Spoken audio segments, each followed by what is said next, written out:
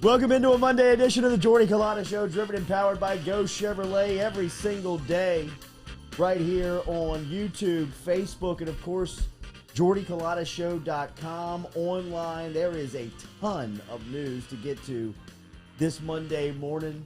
Hope everybody had a really good weekend. We're going to talk to Ben Mintz coming up here at 7:30. Derek Stingley Sr. not going to be able to make it by today. He will be by a week from Monday as we will talk about the NFL draft that gets going this week. But so much news to get to here locally before we get to anything nationally, including Kim Mulkey, who will be introduced as the next LSU women's basketball coach at 5 o'clock this afternoon inside the Maravich Center. Mulkey coming home after an illustrious career as a head coach for the Baylor Bears, coming back to Louisiana. The interview that she was here on the Jordy Culotta Show, was it last Friday? 16th. Yeah, I think it was. 16th. April 16th. So like a week. I thought really gave you an idea, a peek for the first 10 time. days. I mean, that she was interested in the LSU job, and credit Scott Woodward and to the LSU staff and brass over the weekend to get the deal done. And it was announced on Sunday afternoon and will be officially made public this afternoon as Kim Mulkey will be introduced at the Maravich Center. Good Monday morning to everybody. Lizzie's here behind the ones and twos. Katie is here. I'm alive. Jack is here. Morning, guys. After which was a pretty good weekend. Everybody have a good weekend? Oh, yeah, busy. Yeah. Showed up. Yeah. Lafayette wedding Friday. Loiters and Castaway. A little fishing on Saturday and Sunday. They roped me back in there. Your boy caught 3 fishes. Yeah? Yep. A lot of sun. A lot of is sun. What else you caught? No SPF on that boat? No, I went 2 rounds with old Ray Baker and lost both of them TKO. Yeah, he's But undefeated. He is undefeated. He is Lloyd's undefeated. gonna have skin cancer by 4. Yeah, it made me ask the question. I tweeted out last night, like, who even invented sunscreen? How did they know? It's a good tan line on your my forehead. goodness. Well, yeah, Like a forehead. By Backwards Friday, hat? beautiful. Of course. Yeah, see the backwards hat Yeah, line. they apparently this place was like a private fishing club, and I showed up there, and they're like, "Who invited this clown to come fish?" My buddy was like, "Dude, just kind of keep a low profile." And I Nah, had like I a can't do it, gold bro. chain Don't on. do it. Yeah, I have a picture. I'll put it up here. Shorts.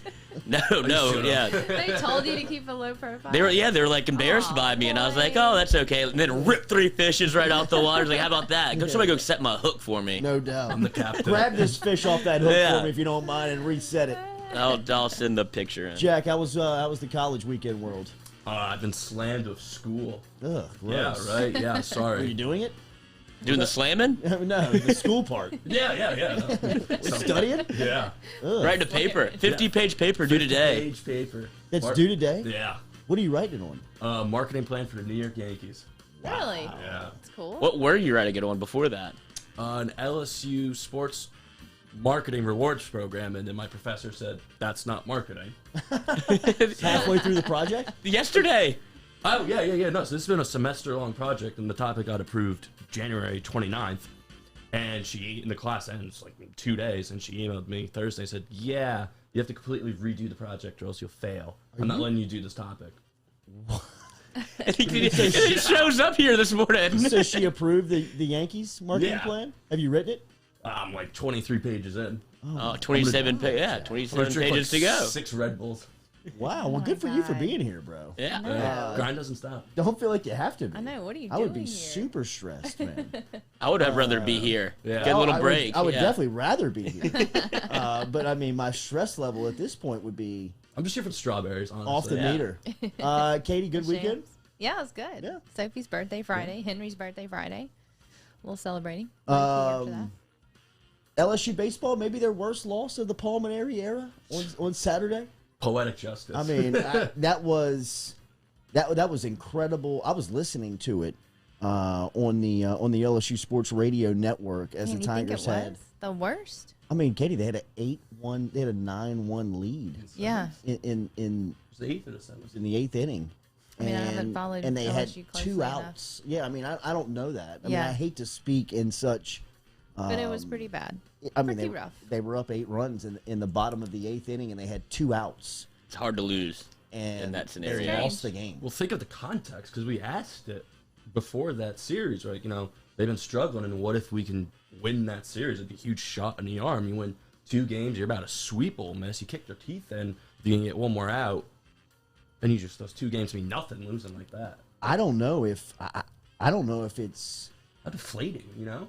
That's really what it is. Yeah. It's how do you bounce back from that after, which could have been an absolute maybe turning point in the Yeah. season for the squad. Just a blue ball. I mean, Yes. I just don't know how Baby blue ball. you leave Oxford and after the first 2 games in which you're riding so high. I mean, Dugas hits the grand slam.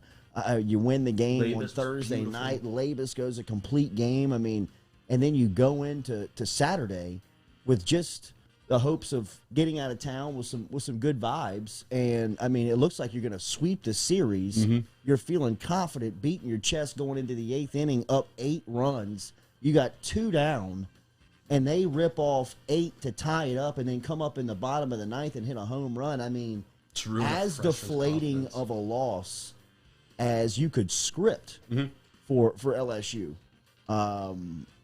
It is.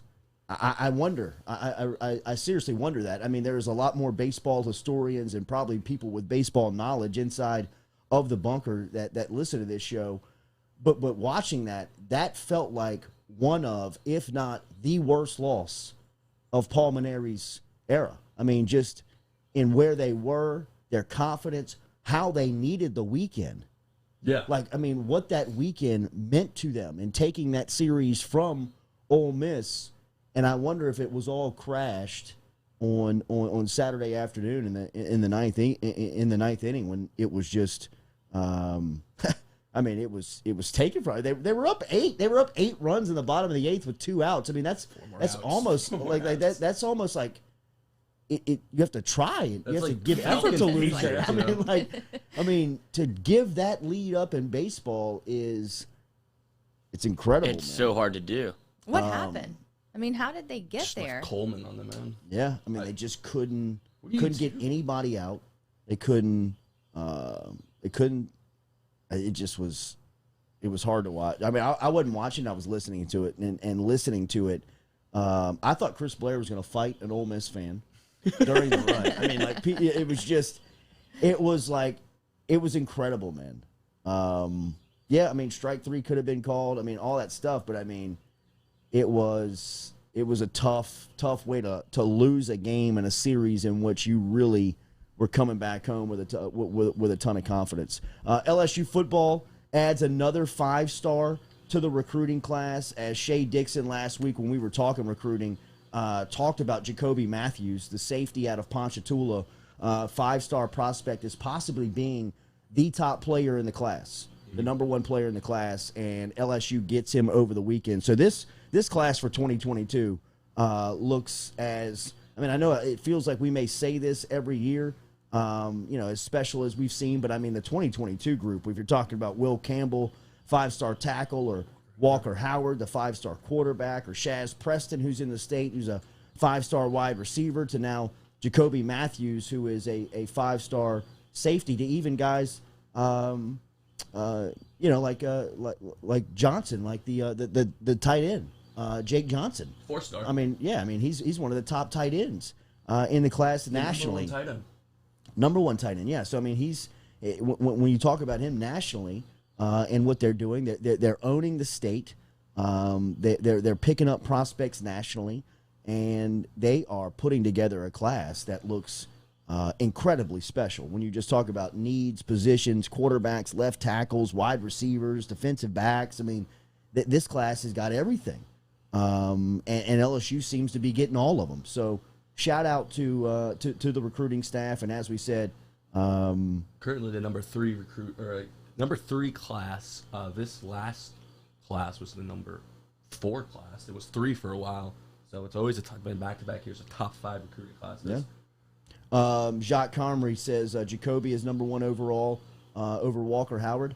It's kind of back and forth. I mean, we've seen Will Campbell, Walker Howard, and Jacoby Mathews all pick up that number 1 spot, and they're all 5-star guys. And as Shea sat here on the couch last week and said, a lot of people think that Mathews might be the best one out of all of them, and he commits to LSU over the weekend. So another enormous pickup for Ed Ogeron, the crew, the staff, and LSU football. But everybody's talking about the news that broke yesterday officially as LSU women's basketball is moving forward and bringing home Kim Mulkey.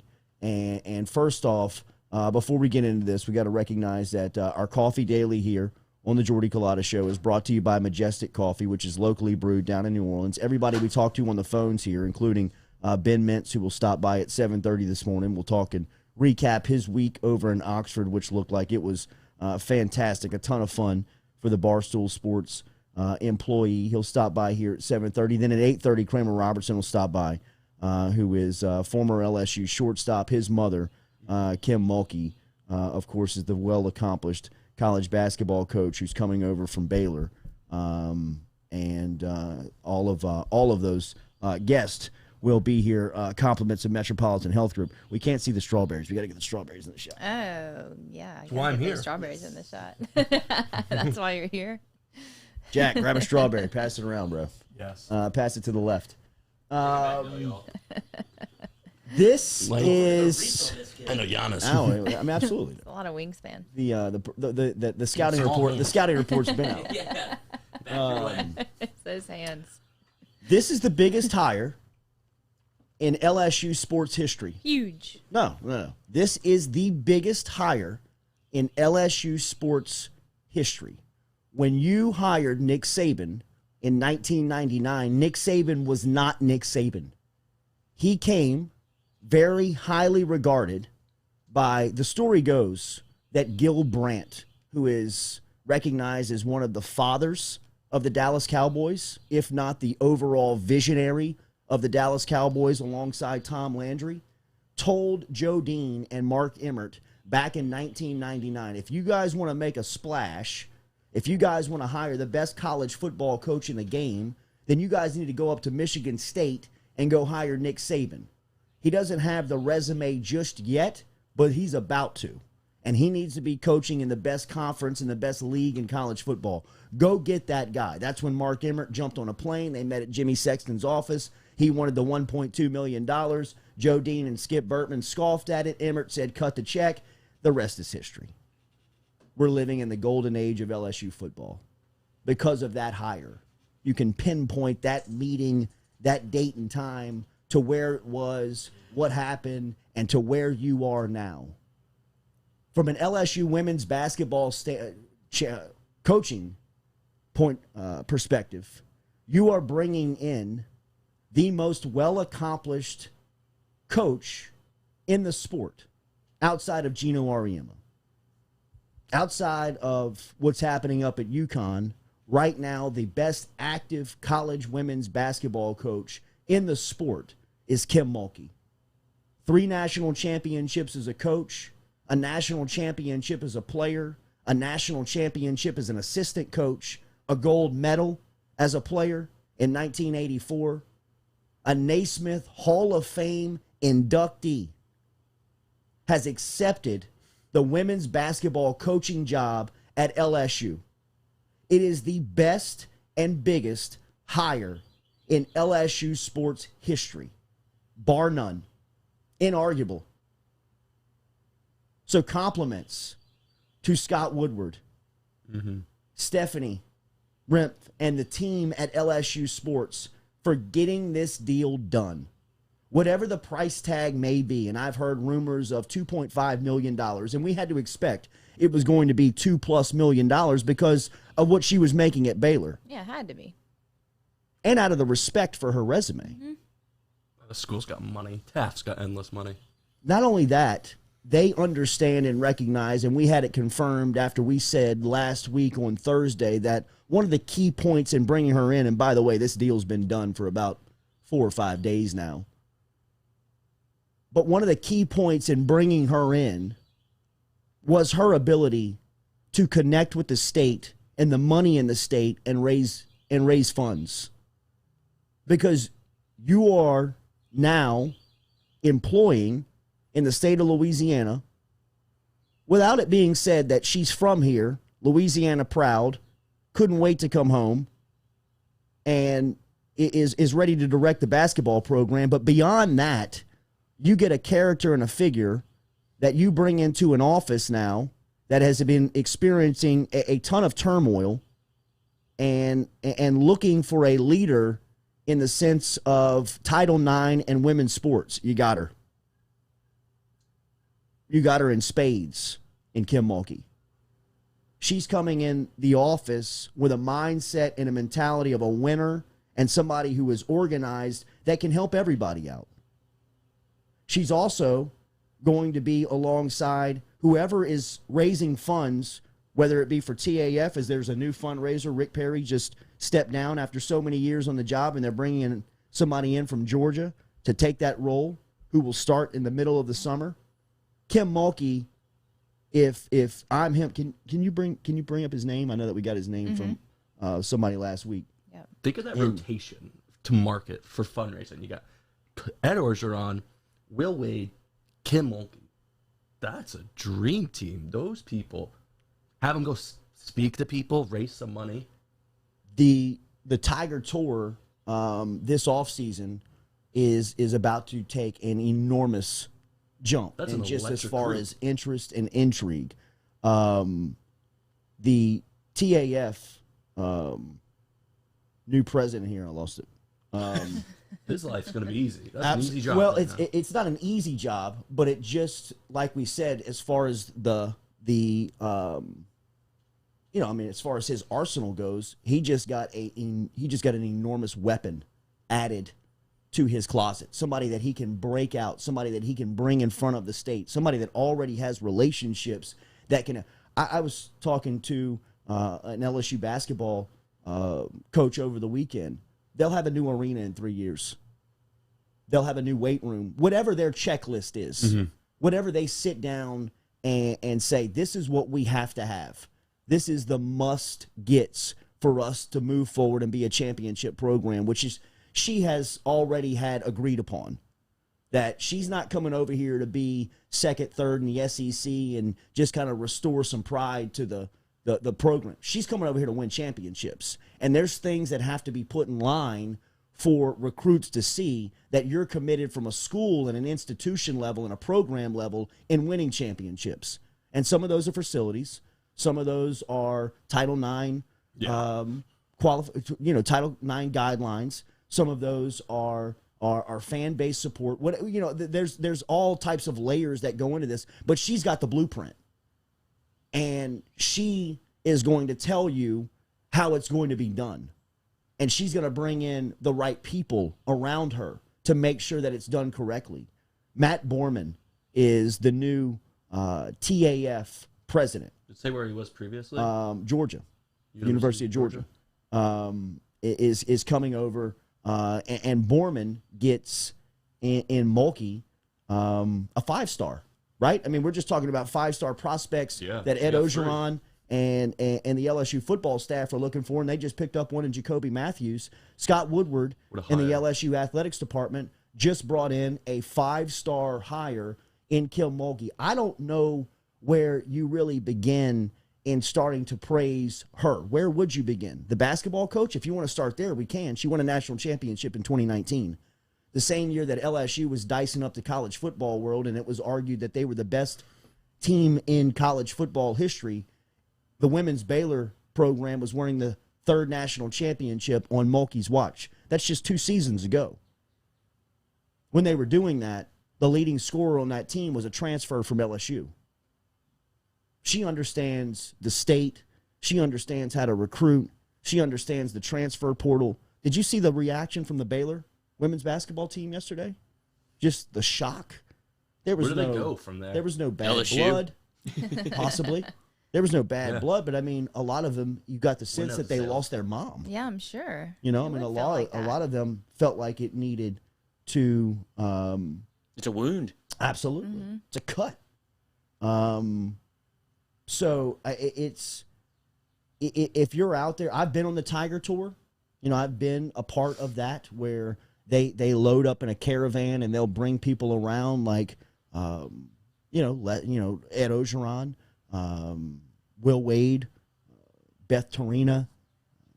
You know, I've seen Nikki Fargas. That thing has just gotten a boost of life, a B12 shot. When you talk about Kim Mulkey coming in and pairing her alongside of some of those fundraisers. But not just that. Mulkey's got relationships that she's going to tell some of the fundraisers within the Tiger Athletic Foundation about. She's got people that she's been talking to in Houston for the last 20 years that may have Baylor ties because she's the coach, but ultimately they're Louisiana people. That's how she knows them, from being from here, from this part of the world where, you know, a lot of successful people have come out of South Louisiana and gone into South Texas, to Dallas, to Austin, to the Houston area. And Kim Mulkey, being the Baylor coach there, has only given them a lifeline to support her. And now when she comes back to Louisiana, she brings those relationships back with her to that position. And it's just, it goes well beyond basketball, this hire. That's why the price tag to me means nothing. Anybody that gets lost in the money aspect of bringing Kim Mulkey back to Baton Rouge doesn't understand the big picture at all. Because if you're looking at the women's basketball program having to make revenue for this to make sense, then you're lost. It's much more than basketball. It's much more than restoring pride into a program that can compete on the national level, which she'll have being done in 2 years. In a blink of an eye, you're back competitively. She is going to, like Will Wade did on his first season, look at the roster and say, we can't win with that. We're going to have to blow this thing up. And she is, like he did, dive into the transfer portal, JUCO. Recruit, JUCO, all the avenues of building a roster immediately she will have done overnight. Just like we said last week, hire Kim Mulkey in the morning, you'll be relevant by the evening. Have you seen the national ticker? Have you seen the national storylines? Have you seen the national news? It is everywhere. Anybody who is everybody who is anybody that's talking about LSU women's basketball is previewing this story. LSU women's basketball is relevant again. They hadn't even introduced her yet. They'll do that this afternoon at 5 o'clock. See if we can steal a player from Baylor. Done. I'm sure that'll happen, right? Done. Don't want some players follow her? Yes.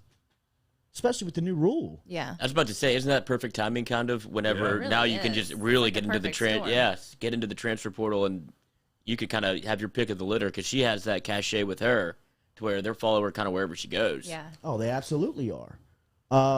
So I think that this is a great day for LSU sports.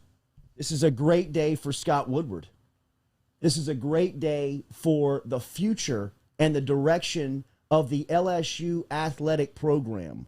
Moreover, this is a great day for the LSU institution in bringing in one of Louisiana's own. How many times do you, as a business owner out there, hear people within the economic department of our state complain about our own workforce graduating from in-state institutions and leaving and going elsewhere? People from Louisiana Tech going into the engineering world in Houston and Atlanta, or people from LSU in the agriculture department leaving and going to other states.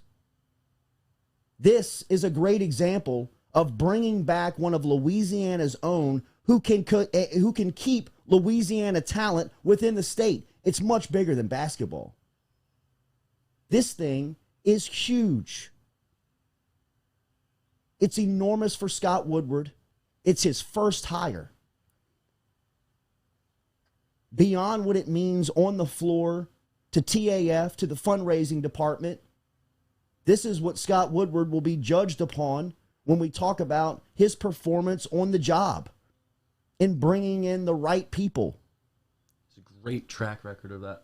Brought Jimbo from FSU to Well, I think what people say about Woodward is he's not scared to open up the checkbook. I mean, he did that to Chris Peterson at Washington. He did that to Jimbo at Texas A&M, and he's going to do it here to Mulkey. Rather go down fighting. At least try, you know? Yeah, and that's been the big thing with LSU is that we've had opportunities to make big hires, and we always kind of step on our own feet in a way to like, well, I don't know if we can afford it. It's like, we're LSU. if we want to be with the big boys, you have to spend with the big boys, and that's just how it works. And Woodward's brought that everywhere he's gone. It's Saban in 1999. Do it. It's Mark Emmert in the room standing with Joe Dean and Skip Bertman, two LSU guys that have this mentality of we can't spend that money, to Mark Emmert, an outsider, being like, cut the check. Spend the money. You know, I mean, what do you mean? Why are we here if we're not gonna open it up? Recognize this. You didn't come here to hear a number and walk away. Yeah. So We can't forget to give credit where credit is due. Oh. Hello. I mean, everyone knows that. we only want credit when we go to the bank here on the Jordy Culotta Show. That's the only time we will ask for it. That's the only time we need it.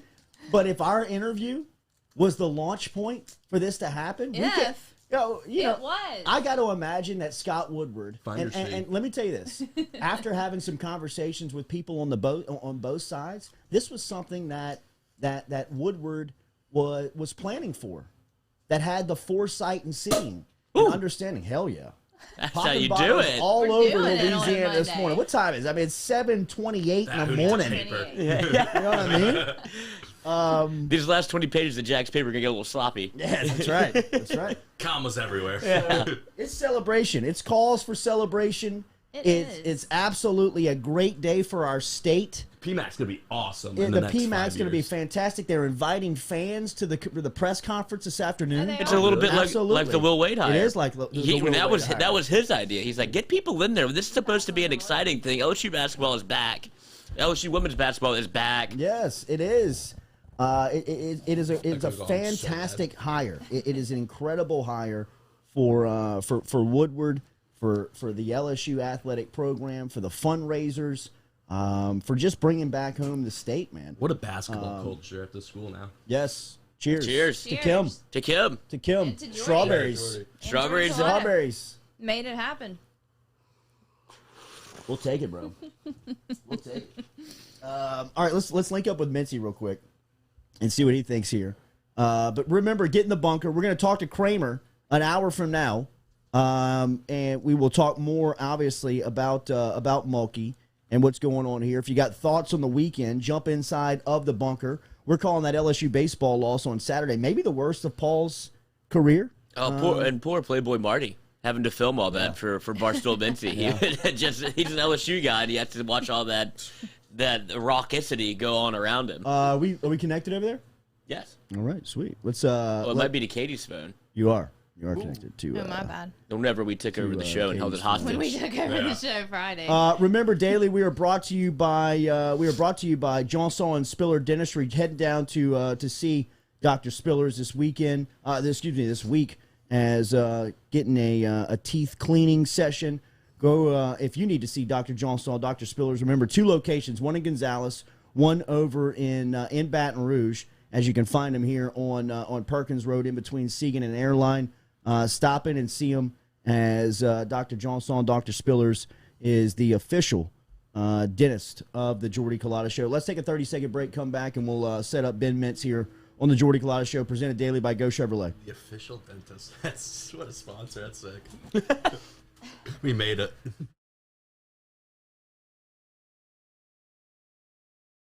Are you self-employed? Then you need to learn about Angel Oak's Home Loans Bank Statement program that they're offering, which makes you eligible as a self-employed borrower to purchase or refinance a home without requiring a tax return. If you want to learn more, get in touch with me. Email me, jordy@jordyculotta.com, to learn about the bank statement loan program offered by Angel Oak. jordy@jordyculotta.com to learn more. Gearing up for spring and summer down here in South Louisiana, and you want to keep your lawn maintained during these sunny seasons, get in touch with our friend Blake Abear over at Abear's Lawn Maintenance, where he says, you grow it, I mow it. 225-485-8022. 225-485-8022 is where you can find Abear's Lawn and Maintenance, the official lawn and maintenance company of the undisclosed location.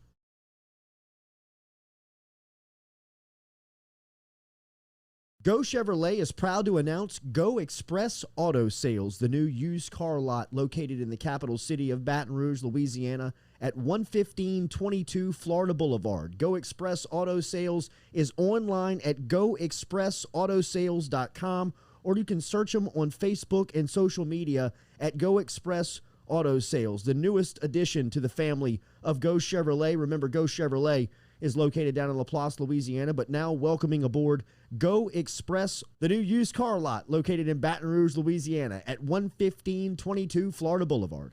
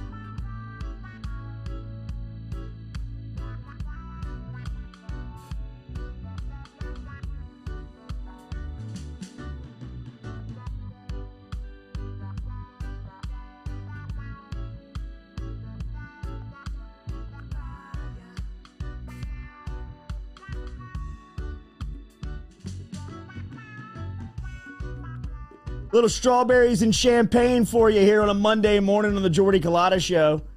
Celebrating the latest hire of Kim Mulkey, bringing her back home. The Strawberry Queen is back in Louisiana. Fresh Ponchatoula strawberries from Katie and the Jordy Culotta Show last Wednesday to Waco. Didn't even have to send them, dude. Could have just kept them here. Landed on a Thursday. Instead of dry Supposedly the ice them deal over was there. done last Thursday night. It was the strawberries, y'all. Jordy and the strawberries. Ben Sealed the Mintz, deal. who is the king of Oxford. How good were the videos that were coming out of Oxford, Mississippi this weekend from Ben Mintz? Who cares? It was a typical Ole Miss weekend. We may not win every game, but we ain't never lost a party, bro. And it was going down this weekend in Oxford as my guy was the king of the square, bro. Everywhere you went, flashing the pictures of the meals, flashing the pictures of love, bro. It had to be good being back home this weekend. It was, Jordy, I've been coming, obviously, been coming to Oxford for many, many years. Lived there for 3 different times, 10 years total. And I knew it was going to be really big. I'm not going to sugarcoat and act like I did with Barstool and how big it is, but it still was way bigger than I even believed. I mean, it just, and I'm also glad I lost some weight so I look good in photographs. It took about 6,000 of them this weekend, it felt like. But obviously more than happy to do it. It was just crazy. And it just, the whole thing's so surreal. It's just wild to even talk about. Because I've never really had a feeling, I don't even know how to describe this, but I've been saying it where, like, I'd walk in front of left field, or if I walked in the library or in a public place, not just do I get recognized, but when I walk in, you can hear it buzzing and you hear people whispering and murmuring and stuff. And it's just, that's a crazy feeling, man. It's not something I ever expected to have in my life. But, man, yeah, standard Ole Miss weekend, baseball team kind of melting down, but what a comeback Saturday. One of the best I've ever seen in 20 years. I mean, season really kind of heading down the toilet. You have a 3-run homer, a grand slam, and a walk-off in the 8th and 9th to salvage something out of the LSU series. You know, now they're 10-8 in SEC. Still got in front of them, but they got a lot of work to go. Loved getting to hang out with Lane Kiffin and Marshall Henderson, too. I thought that was just a lot of fun. The video with Kiffin I thought was the high point of the weekend, and just from the public standpoint, I'm sure there are a lot of cool stories behind the scenes. But take me to the football facility on Saturday, because it seemed like everybody was eyeballs on Kiffin and Ole Miss, and you had a nice exclusive with him. What was that experience like? Well, to be honest, I've met Lane Kiffin twice now. I've spent a total probably 3 minutes and 30 seconds with him. He walked out, like, I got it scheduled at 3 o'clock, and he walked out of the practice facility, and I was in the IPF. He was cool about it. He loves Barstool, but he's a big introvert, just like tweet stuff. So he walked up, and so he liked, he was promoting the party and the SIP stuff, and so I was like, hey, we're going to do a quick video, promote this weekend, and invite Dave and Big Cat down this fall. And he said the LSU game in the video, so, that was kind of what we did. But a couple of his other coaches on staff have been awesome to me, specifically Chris Partridge and Marquise Watson. I got to hang out with him a bunch. And, yeah, it was the Kiffin stuff, though. I love how much he's embraced Barstool. And I also love one of the smartest things I did when I got hired. I made a point to go up to the Auburn game last fall before I went to New York to meet with the athletic department, and we're all on the same page. And, you know, that's been awesome. I mean, I don't see Brandon Walker getting interviews, getting stuff with Mike Leach state, you know, and I think the fact, rough and rowdy. I love it. Speaking of Mississippi State, they used to just swing their flag and wave their flag that they were a women's basketball school. Ain't no more, bro. That flag's flying in Baton Rouge. What do you think about the Mulkey hire? I love it. And, you know, like I said it on Twitter last night. I mean, you've been teaching for since. I mean, she's obviously from Louisiana, loves Louisiana. She's been at Baylor 20 years. And, you know, she wants to come home. She's in her late 50s. She wants to enjoy being where she loves. And so I love it for LSU. I mean, how can you not love it? I mean, what's not to love? I mean, she's an all-time legend of the game. And I just think it's great for LSU and positive momentum. And also, Scott Woodward, man, he's a man that makes things happen. That's for sure. Absolutely. All right, Mintzy, what's the schedule like for you now? I know that we're anticipating you on making your UDL debut this week, right? Yeah, you're right. No, so I'm flying Memphis to Pensacola Beach this morning. I've got a family beach trip that was planned 2 years ago that we lost due to COVID with my dad, stepmom, and sister and niece and nephew and family. And then I'm coming to Baton Rouge Thursday. Going to be over at LaBerge Thursday night doing something for the first round of the NFL draft. And then Friday we'll be at the undisclosed location, hitting the box for Arkansas LSU. Playboy Marty's 30th birthday Friday, too, so that should be fun.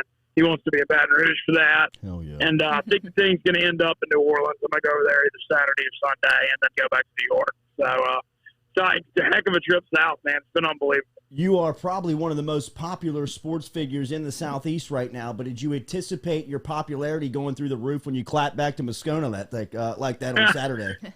Oh, I definitely did. I'll tell you, I'll just say it. It's nice to be at a point where I don't have to take crap from him anymore. I can tell you that. But I mean, the funniest part was a lot of Baton Rouge people liked it, which I thought was hilarious. But yeah, I mean, God forbid, sports. Look, sports is supposed to be fun, man, and I think that's the Ole Miss fan part of me. Yep. You mentioned that we may not win every game. Look, we don't. We're not a consistent powerhouse, so when we have good moments, we got to embrace it and enjoy it. That's the whole point of the thing. And so, when you make one of the biggest comebacks in school history, I mean, I'm going to enjoy it, and LSU still won 2 out of 3. I'm not taking that away, any of that, but, I don't think I was out of line at all. Hell no. Retweet that sumbitch, man. All right, bro. Safe flights to Pensacola and the Gulf Coast. We will see you soon this week, bro. It was. Can't wait to see you on Friday morning. Y'all get the full dose. Thank you for having me. Yes, indeed. Okay. All right. Well, thank you. Okay, little comeback there. All right, Daily here. We're brought to you on the Jordy Culotta Show. Remember, every single day right here on the Jordy Culotta Show, we are brought to you by Edward Jones. Our friends over at Edward Jones, Daniel Newman, Daniel.Newman at edwardjones.com. My man is, he's fired up. Talk about a hoop head now. Loves the game of basketball, and is another one that is talking about getting into the arena and buying tickets today because of the outlook and because of the commitment that the LSU administration has made to the game and to the women's program by bringing Kim Mulkey in. Let him make that same commitment to you and helping you out with his finances, with your finances. He's doing that with us. He promised it would be easy when we started with him, and it's been simple, man. Go see Daniel Newman. He's over in Central. He can help you out. He's with Edward Jones, financial advisor. If you got questions about your 401k, about your Social Security, we remind you if you're working in alongside the plants, if you're over at Dow, if you're over at BASF, Exxon, get in touch with Daniel today as he can help you out with the finances post-work or right now if you got questions about where you stand with the finances. Daniel.Newman, Newman, at edwardjones.com. He's over there in Central Louisiana. He can help you out. Stop in and see him. He's right across the street from Stab's Restaurant in Central, and he can help you this morning. Good stuff from Ben Mintz. We will talk to at 8:30 this morning.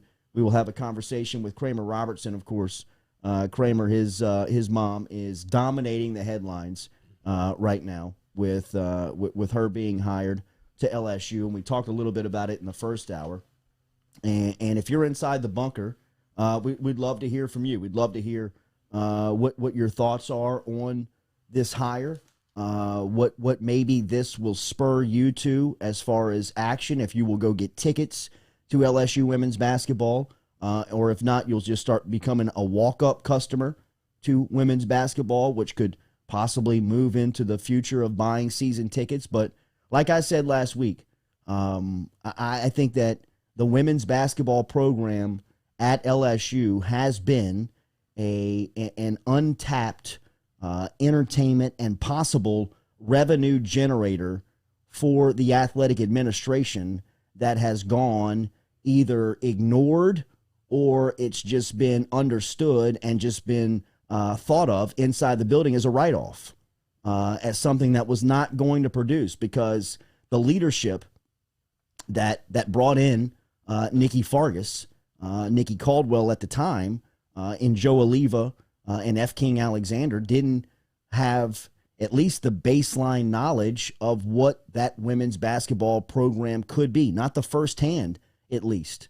And for you that are listening to this show that recall the days of Simone Augustus and those early 2000 women's basketball teams that were going to the Final Four and that were competitive every year and that now have two names and numbers hanging in the rafters at the Maravich Center in Sylvia Fowles and Simone Augustus, that during that time period were not only winning, they were putting really good players on the floor, and there was an entertainment value to it. So if you're out there listening to this and can recall those days, then you understand how big of at least just a basketball hire this is, because I think there are layers to this Mulkey hire. There are parts of this Mulkey hire that you can sell and make sense for a lot of departments and a lot of people inside of LSU's administration, and not only on the athletic side, but on the institution side as well. This is stuff that we highlighted last week, but now that it's official, I mean, when you bring Mulkey in to this athletic program, you're getting much more than just one dominant basketball coach at this point in her career, right? I mean, there is the fundraising element to it. There is the leadership element to it. There's the experience element to it. I mean, I just think about some of the off-the-record conversations that Kim Mulkey can have with somebody like Beth Torina, or somebody like Ed Ogeron, or somebody like Fran Flory. I mean, just anybody that's in that athletic department that is looking for some type of different perspective or some type of different voice.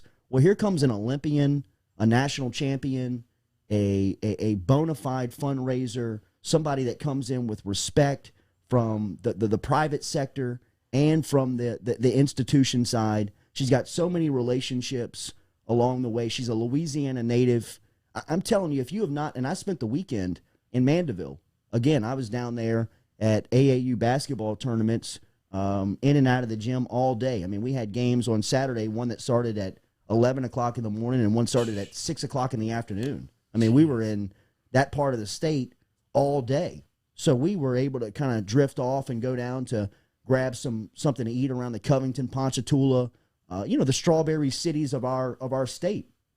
You mentioned Kim Mulkey, and this is before the news that it had been officially done. You mentioned the name Kim Mulkey, and people light up. I mean, people light up with a certain spirit of just pride.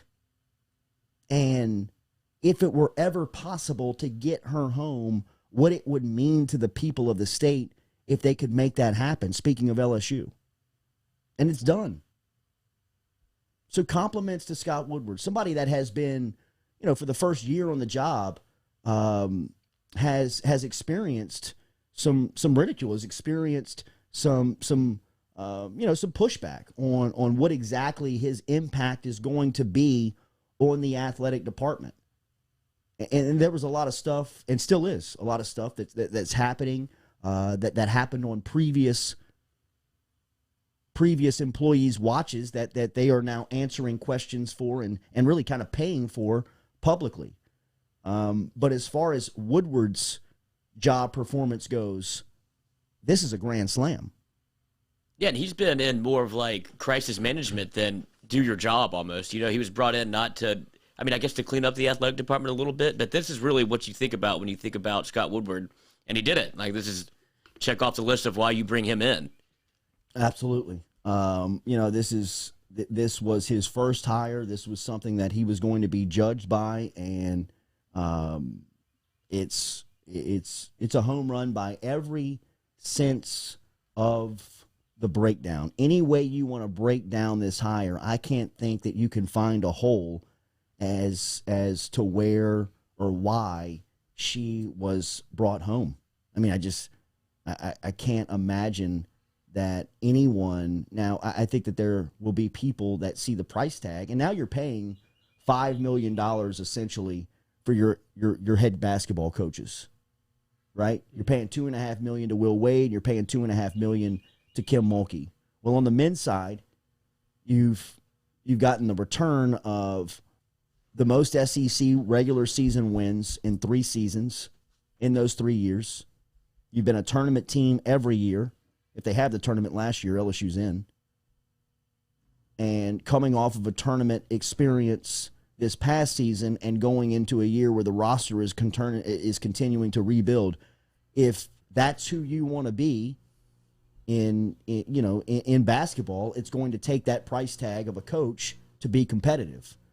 So, it's just that's where college sports are now. I mean, if you're going to be competitive within a certain area of sports, you're going to have to pay the coaches. And with the way that the money is coming into athletic departments, specifically the Southeastern Conference athletic departments, I think that a hire like Mulkey, where the price tag may rub some people the wrong way, that return on investment is made back within the calendar year, in my opinion.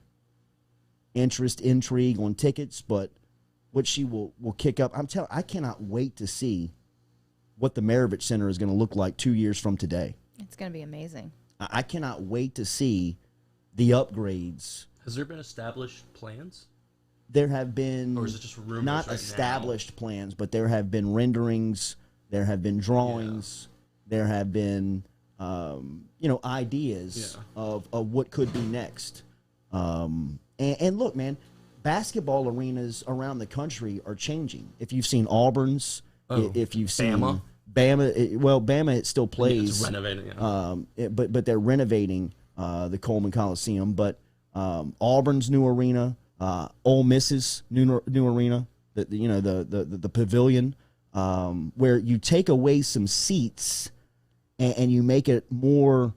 More of a fan-friendly environment. Yeah, I want to when it's on top of it. Absolutely. I love that. I love shrink down the seats and put the crowd on top of the floor.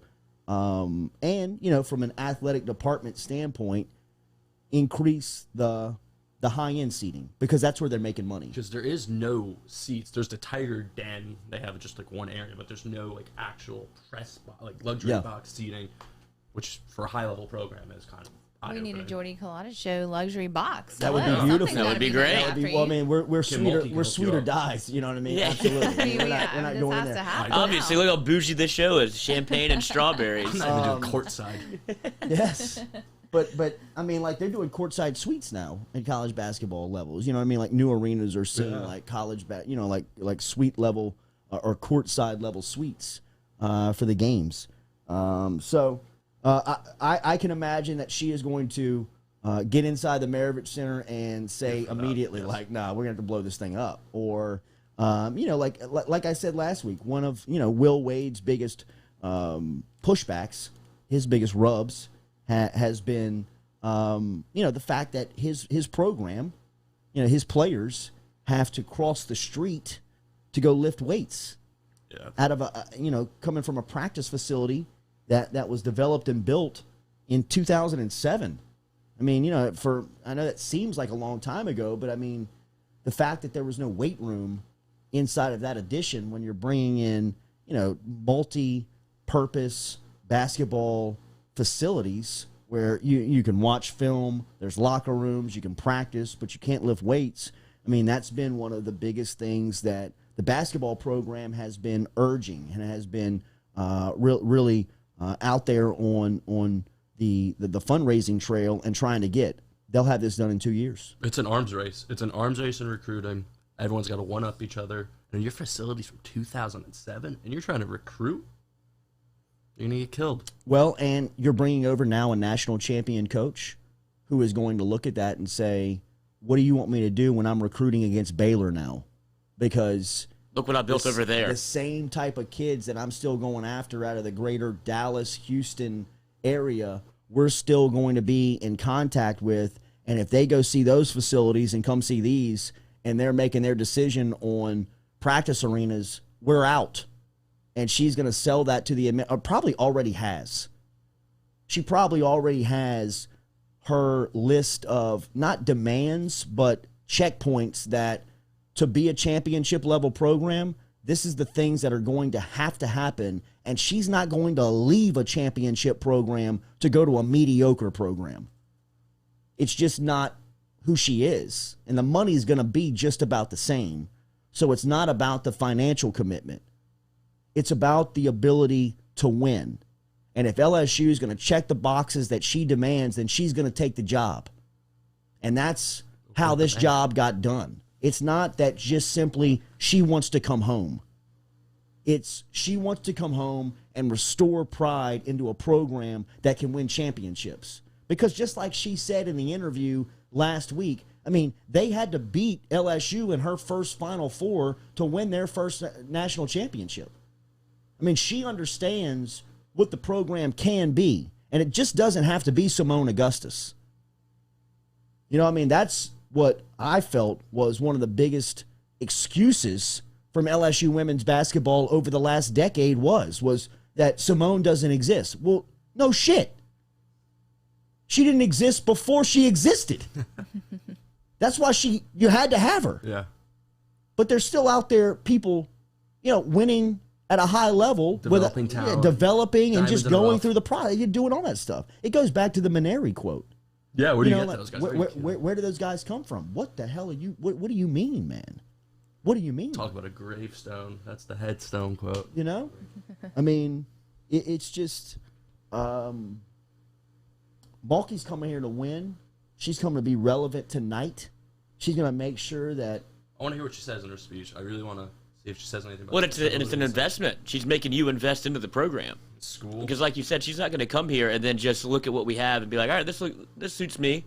Like whenever you made that connection to Kim Mulkey, you essentially invested in women's basketball and in basketball in general. Yeah. Without question. And compliments to Scott Woodward for doing it. Somebody that has been ridiculed, somebody that has, he sits in a thankless position at times where, it's easy to criticize and it's easy to look at what's going on and ask questions.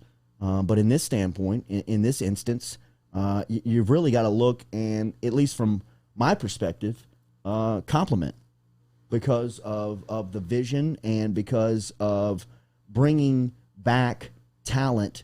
I mean, think about the resource that Kim Mulkey is on campus. She's an Olympian. She's a Hall of Famer. She's a national champion. Michael Jordan is presenting her into the Naismith Hall of Fame. She's one of the only players. She's the only player. She is the only coach outside of Bobby Knight and Dean Smith to win championships as a player and as a coach. That's amazing. Isn't it? Yeah. I mean, say that out loud. Winner. There are 3 people in the sport that have won national championships as a player and as a coach, and she's one of them. She's the only person to win it as a player, coach, and as an assistant coach. She's also got a gold medal in which she was in the Olympics in 1984, playing alongside Michael Jordan. That's where she met him, when they were both representing our country in Los Angeles, winning gold medals, playing for the basketball team. I mean, it's just you cannot. The more you talk about it, the more you discuss it, the more you feel like there are examples on why it's so great. And there will be valleys. There will be low points. There always are when trying to restore and rebuild and reclaim the pride and the commitment of a program. But she was the only choice. And especially when she made it evident, which I thought really was right here on this interview, that it was truly possible that LSU was going to be a choice she was going to have to make. I mean, we asked her about that LSU job being open, very fragile. I mean, I wanted to be sincerely respectful to somebody that is drawing a check from another institution and asking them about an opening with another job. That's a very fragile situation. I mean, I've asked that question before and been told, why would I make a comment on another job? Yeah. With a look at me like, you dumb son of a bitch. Yeah, what the hell are you doing? Why would you Trap ask me that question, publicly? yeah. Why would you put me in that position? Right? I wanted to make sure we didn't put Mulkey into a corner where she felt like she was going to have to defend her job. Where we just said, Coach, the LSU job is open. If they wanted to have a conversation with you, would you be open to that? And does it being vacant mean anything to you? She started crying. She talked about waking up and smelling strawberries. She talked about what home meant to her. She was drawn to tears in the answer. I mean, we were all looking around in this room saying, crying. "Is the deal? Is it done? Is it happening?" And then just a little over a week later, she is going to be announced as the LSU women's basketball coach. This is a great day for our state. Forget the university, the flagship. Forget the women's basketball program. All of that, yes. All of that is happening. But it's a phenomenal day for the state of Louisiana. Really. In which you're bringing home one of our own to lead a Louisiana-run institution. And she's the best at what she does. It's cheers. Scott Woodward, LSU, state of empty. Louisiana. Jordy Culotta. Strawberries and champagne. We'll be back with the second hour. Her son, Kramer, will be here in 30 minutes. The Jordy Culotta Show. Powered every day by Relief Health. Remember, Relief Health is changing the way that healthcare is delivered here in 2021. No more doctor's offices, no more waiting rooms. Healthcare in the comfort of your own home. The process is easy. Download the app, Relief Health, from Apple or Google app stores. You can get connected to a local doctor in your community, or you can just order the test directly. They do have the vaccines right now, as they've got the Moderna vaccine. But Relief Health, changing the way that healthcare is delivered to you in 2021. Healthcare in the comfort of your own home or your office. Download the app today, Relief Health. Hour 2 of the Jordy Culotta Show next.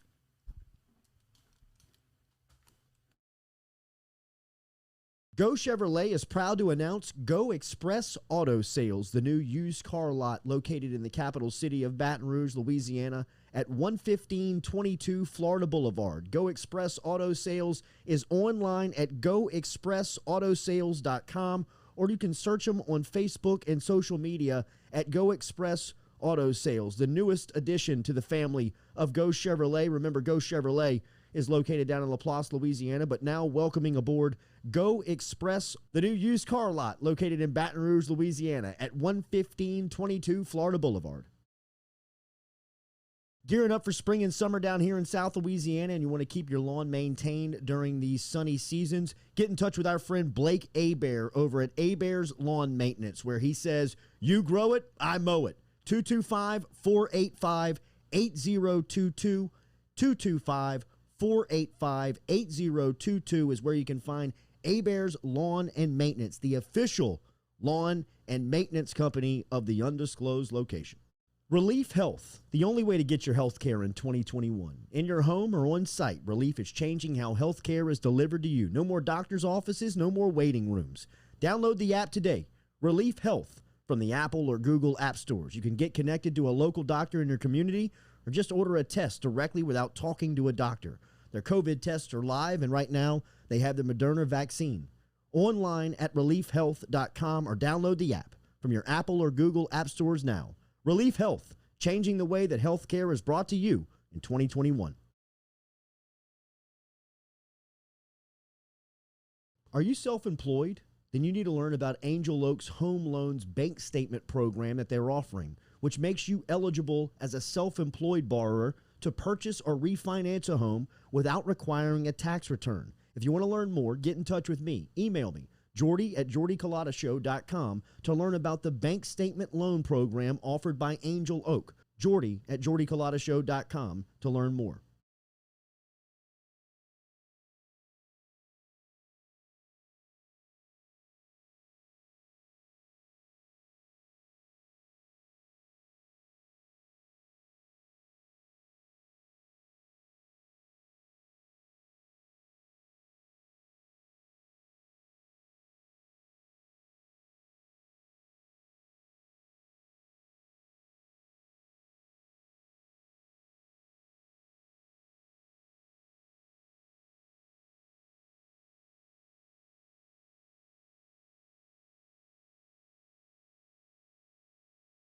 Well, folks, it's time to kick it old school.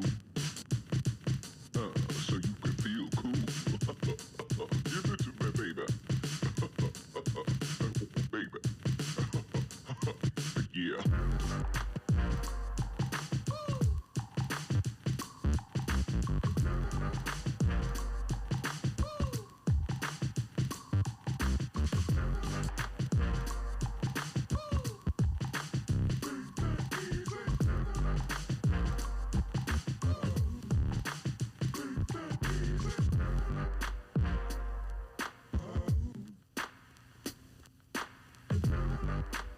Welcome back to the Jordy Culotta Show, driven and powered by Go Chevrolet every single day here on YouTube, Facebook, jordyculotta.show.com. Appreciate you being out there. Remember, stop in and see Go Chevrolet, located in LaPlace, Louisiana. Easy stop, whether you're going to Florida Boulevard. Look at Lizzie.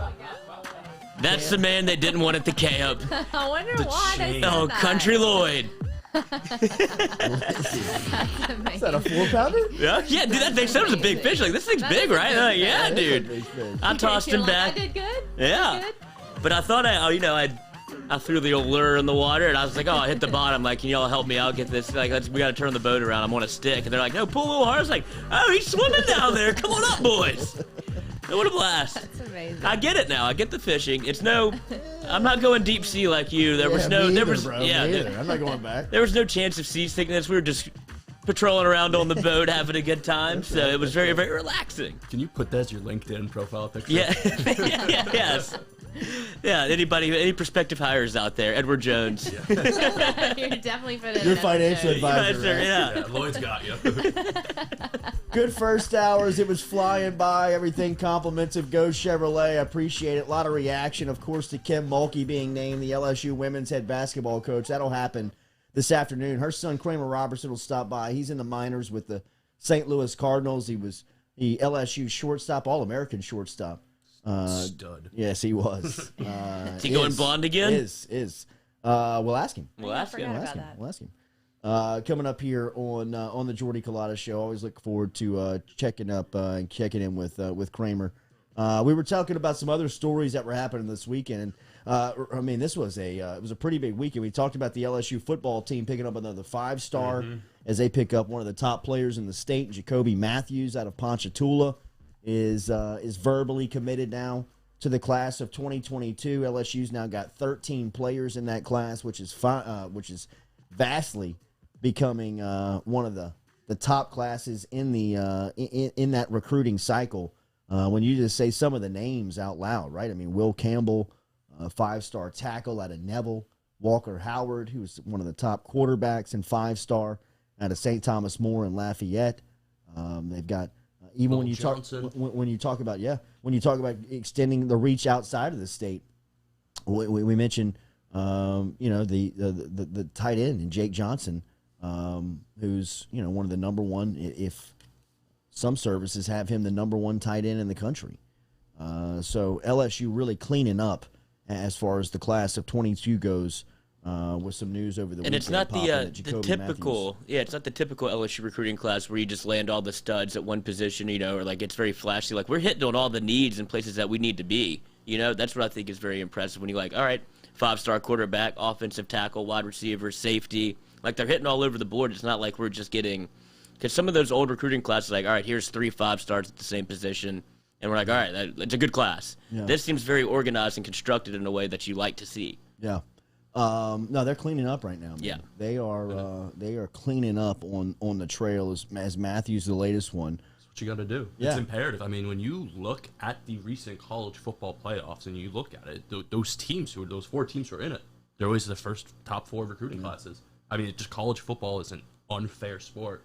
It's the world we live in, but you have to dominate in recruiting. Especially in a state like Louisiana. Talent Where, rich. Georgia, very similar to where coaches usually try to come cherry pick and try to get at least 2 or 3 of the top names per season off of LSU's board. Yeah. This year in particular, LSU is doing a phenomenal job of protecting the wall, protecting the borders, and not allowing the competition in to get some of these high-end guys, because there are, there's still players available that are, 5-star guys. Shaz Preston down at St. James is high on everybody's list. His brother plays at Mississippi State.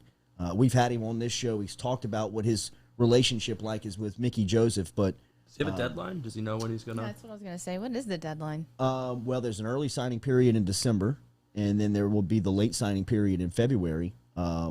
So, they still got a while. Yeah. They still got a while. They can still go through their senior season if they want. I'd imagine that Preston would probably want that thing locked up just because, he can go anywhere. He's got all the offers he already wants. Do you think that because of the COVID and how people haven't been able to visit campuses, that the early enrollee period won't be as popular as it has been recently? Just because they want to get their visits in and actually take a little bit of time to go see campuses? Probably so.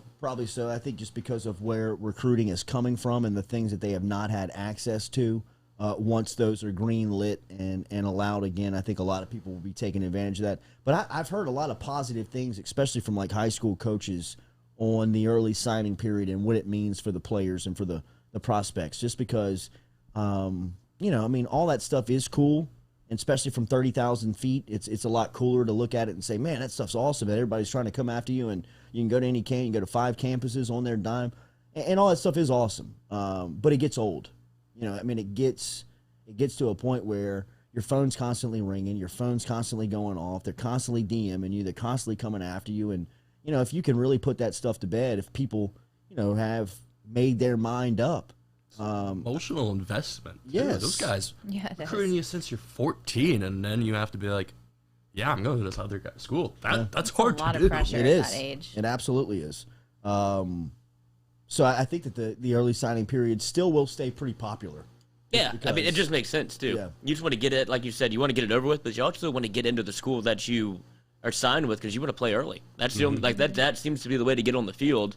If you wait if you want to do the whole dance until February, bro, we got kids on campus now that are taking your spot. Nussenmeyer should be at prom in the Right, that's a spring game. Did you see this news that Justin Jefferson will be the first NFL player featured in the Fortnite video game? Fortnite is implementing Jefferson's gritty dance into the video game as the first NFL player that will cross over onto the video game. Pretty good for a 2-star. Pretty good for a 2-star, and you want to talk about marketability now. Oh, yeah. Keeping you relevant. Keeping you relevant, Fortnite. How many eyeballs does that put you in front of between the ages of 10 and 25 of people that will, bug the hell out of their mom to go buy a Justin Jefferson jersey after seeing Jefferson gritty on the Fortnite video game? That's your son. Who's your favorite place? Absolutely. Justin Jefferson. He's got a Justin Jefferson. He's got a Justin Jefferson jersey on his wall in his room from his days at LSU. And Jefferson was asked over the weekend what he's going to do now that the number rule has been relaxed in the NFL. If he was going to go back to number 2, which he rocked at LSU during his time, or is he going to stay with number 18 like he's been wearing with the Minnesota Vikings?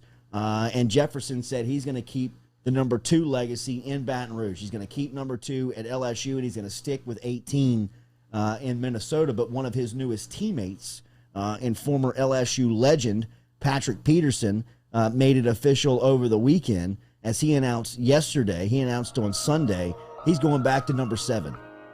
He had previously wore number 7 at LSU, which means that he is going to go back to number 7. Now, Nate Stanley, pretty cool story here. The backstory is pretty cool on it. Nate Stanley has been wearing number 7 for the Minnesota Vikings for the past 3 seasons. He's a backup quarterback. Peterson will now donate new shoulder pads to Stanley's high school as compensation for the number. Cool. Is that cool, man? Wow, Good yeah. guy, Pat. So past players. Lloyd, up all night doing that? Somebody else did that on Patrick's tweet. Yeah. I was grinding on that all night. Left the bachelor party early. I got to make this Patrick graphic. Hold on. Peterson will be the first non-kicker and non-quarterback to wear the number in Minnesota. As we said, he's taking advantage of the league's new relaxation of the numbering system. Not only that, very heady play because he didn't have to pay for any of those 21 jerseys that never came out for the Vikings because he's changing teams, so he doesn't have to worry about the Cardinals 21. That's gone, so now he gets to start fresh. So there's none hit the bank account. Yeah, I hate that rule. I think that's so stupid. They've never heard of clearance. Like, you have to buy every jersey of your old number. You can't just put it on clearance. Yeah, they get it at wholesale, I'd imagine. Like, how many? Yeah, right. I mean, that would be that's so much money. If you think about it, that could be a pretty penny, man. Like, if you got, I don't know, how many jerseys do you have? For sure. And it's like, geez, well, I don't even know if this is worth it. Yeah. Well, I mean, somebody a couple of years ago went through the process and got up to that point and like got the bill, and they were like, "What? What? No, I'll just stay with the number." Yeah. You know what I mean? Like, all right, I'm going back and forth with Jacques. I might want to bring Jacques in just to get his thoughts here, real quick. Give me a minute. Give me a minute and a half, and we'll come right back and pick back up our conversation. And Jacques Doucet from WAFB might stop in with us and talk about the weight of today and what it means for LSU. He had a nice sit down with Kramer last night as well. Remember, we're brought to you daily by Falaya Real Estate. My friend Barrett Blondo over there is really doing work over at Falaya. I've talked to so many people that have used his service that have been so impressed with what he's got going on over at Falaya. And like we said, everything's changing. It's now time that technology has made buying and selling a house easier and a whole lot cheaper. Introducing Falaya, from virtual tours to push-button offers, Falaya is redefining how real estate is sold. Call Barrett Blondo this morning, 939-6153, 225 area code 939-6153. If you like doing things yourself, if you want to save some time and some cash, then you need to check out Falaya Real Estate. It's do-it-yourself for selling your house. For more information, visit Falaya.com or download the app today over at Falaya as Falaya.com. Download the Falaya app, Falaya.com. All right, let's talk to JD when we come back here. All right.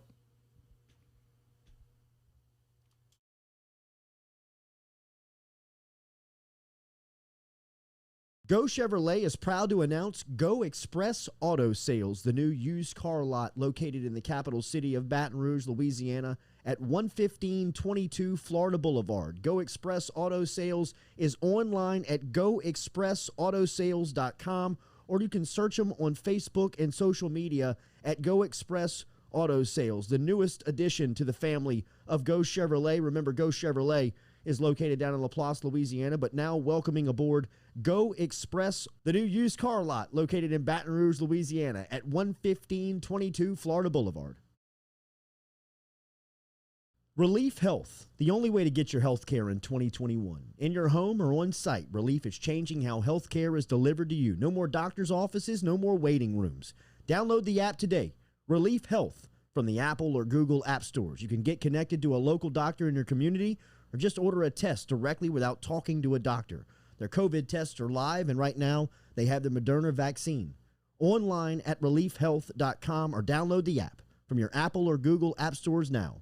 Relief Health, changing the way that healthcare is brought to you in 2021.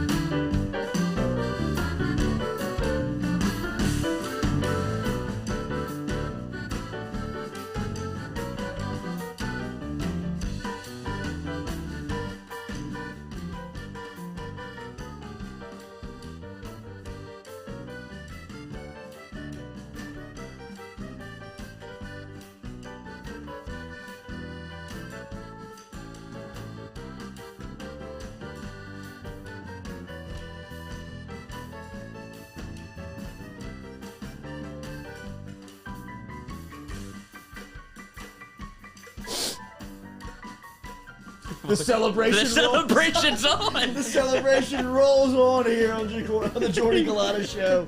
Celebrating this Monday, Kim Mulkey coming home. For sugar with my strawberries. Absolutely. Strawberries, champagne. Jacques Doucet, whose his service had Nikki Fargas resigning 2 months ago. I'm just kidding. Jacques is heading over to the airport this morning, as it is a great day in the state of Louisiana. Jacques and I are very proudful Louisiana citizens. Jacques is from the Acadiana area. I'm down here from Baton Rouge. But Jacques, I think that the state celebrates all over today. If you have ties to LSU, this is a great day for our state. How are you? Good morning. Good morning, guys. Yeah, it's probably the most excited I've been to get out of bed and cover something LSU related in a long time. So I'm happy for everybody that's affiliated with LSU. I think this goes, well beyond women's basketball. It's all, all the negative headlines. Look, LSU's got beaten up really bad over the last 12 months, but I think this is a victory across the board nationally. And if you got a woman like Kim Mulkey coming on campus and saying, hey, LSU's good enough for your daughter to come to school here, I think that's a big thing. Amen. Jacques, tell our listeners where you are right now and where you're en route to. Well, I think we're all getting in position for her arrival today. I'm just gonna say that. But yeah, I think we're all getting ready for a plane to come down at some point and an arrival and all those different things. And I've heard from a lot of different people who were fans of LSU women's basketball who just had to walk away at some point. They just had enough of just apathy, really, and just the program not going anywhere. And you and I, Jordy, were around when the team went to 5 straight Final Fours. And I'm not making this up. On a pretty consistent basis, 6, 7, 8, 9, 10,000 people were buying tickets to women's basketball games. Yep. And at least twice sold out the building. When Tennessee came in with Pat Summitt, and I remember Patrick Wright telling a story about how Sue Gunner had tears in her eyes when she walked out of the tunnel and looked around, and her dream had finally come true of selling out the building for women's basketball. So people will come and they will support it, and it's a great product when it's a great product, and it's cheaper than going to a movie and all those different things. The same things Dee Gross said about gymnastics, and so I'm really looking forward to what's going to happen. I still think Pokey Chapman is one of the biggest what-ifs in LSU history. If she would have stuck around and if things wouldn't have happened, I don't know how many Final Fours she would have gone to and probably eventually figured it out and won a national title. But here we are today with Kim Mulkey, and you couldn't be in a better spot. So, Jacques, you mentioned it's more than basketball. What is the impact of bringing Kim home? Well, obviously, we kind of joke around sometimes about LSU football guy. Like, LSU football guy, he's only into LSU football. But we have had, and I'm sure Jordy has probably heard from people who normally had zero interest in women's basketball that were wondering if Kim Mulkey was coming. Yeah. And I just think that so many people said, she's not coming. Why would she leave Baylor and that powerhouse to come to LSU? You're crazy. There's no way that's happening. And it's happened. And so she's been, I even read today that she was the valedictorian at her high school on top of everything else that she did. Wow. She's won at every level. I think she was the top draft pick when they were playing hard pitch baseball, like at 12 years old. She was the first pick. It's amazing. And a very, very young, I think she turns 59 years old next month. But, age is just a number. If LSU gets I think the LSU is going to get at least a good decade out of her, if not longer. And it's a huge move by Scott Woodward. Obviously, these kind of moves just don't take place. A legend like this just doesn't switch schools at this stage of the game. So, huge deal. It's the biggest hire in the history of the program. I'm talking the athletic program. I'm not talking the LSU women's basketball program. I'm talking the athletic program. When you hired Saban in '99, 2000, he wasn't Nick Saban. I mean, he was butting into potentially college football's best coach, but he wasn't that accomplished yet. I mean, Jacques, she's a 3-time national champ. She's an assistant coach national champ. She's a player national champion. She's a gold medalist. I mean, she's as accomplished as the sport can produce outside of Gino Auriemma, and you're getting her, you're hiring her with that resume. I think it is incredible what she can mean to the overall institution. I just think that it goes way beyond, like you said, I think that's the way to describe the hire. It goes beyond basketball. Fundraising. I'm sorry, go ahead. Did you have something there? Well, and just to piggyback on what you said, Jordy, when Joe Burrow won the Heisman Trophy, LSU said, we got $1 billion worth of free advertising that we never could have purchased, right? Mm-hmm. And I'm not going to say it's on that level, but if women's basketball is making deep runs in the NCAA tournament and they're on television and they're in front of big crowds and they go to a Final Four and there's 20, 30,000 people at a Final Four, this is free advertising for your university. It keeps you in the national spotlight. Kim Mulkey keeps you in the national spotlight. So there's going to be somebody's going to be out there that's going to say you should not pay this much money for a women's basketball coach. But when you're paying the previous coach $700,000 and you can fire a shotgun in the PMAC and not hit anybody, and you're losing $4 million a year on a product that nobody really is interested in, that's a bad investment. This investment, I think we will learn that it is going to be well worth it, and then some. And it goes into the fundraising aspect. I think that people are underestimating, or people are starting to realize that she is a dominant basketball coach, but all you got to do is, kind of ask around or talk to some people over at Baylor, and she was a masterful fundraiser and was doing it with relationships that she had built in from her time in Louisiana, where she was accessing money people in the Dallas, Houston, Austin area that either had Louisiana ties or were Louisiana natives that she's bringing right over to LSU's campus with her. They weren't supporting Baylor, Jacques. They were supporting Kim Mulkey. And wherever she goes, the money's coming with her. So I think the potential of a new arena or a new weight room or whatever the checklist have been for Will Wade and or the basketball program will vanish pretty quickly with her on campus. Well, let me ask you this. Speaking of the whole topic of coming with her, with the way the NCAA is currently structured and kind of the wild, wild west of players just being able to pick up and leave, how many players are going to come from Baylor with her to LSU? I've heard that they've got at least 3 spots that she can possibly bring over Baylor players. And this is not going to be like when Will Wade took over and I got to grind through this first year with these guys. I think it's going to be a lot different, isn't it? I absolutely think so. And Jacques, did you see the reaction from the Baylor players yesterday on their social media? I mean, it was a funeral. Yesterday was a absolute. I mean, they were crying into their phones, into their computers, and showing the world how much she meant to them. And they also did explain. Some of them did explain how they realized how it was a difficult choice for her as well because of the players and because of going home. So I think, yes, I think the impact of rebuilding this roster will be, I said it last week, if you hire her in the morning, you'll be relevant by the evening.